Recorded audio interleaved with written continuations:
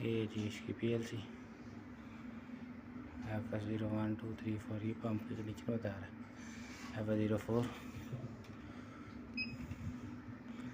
FS04 इसमें नहीं है।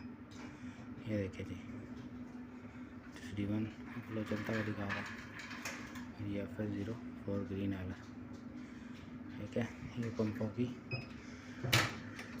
ये इसकी इंटरनल वायरिंग है जी। ये इसके HMI के कनेक्शन है। 24 volt power, positive negative, healthy condition. ये पावर होगी इसकी।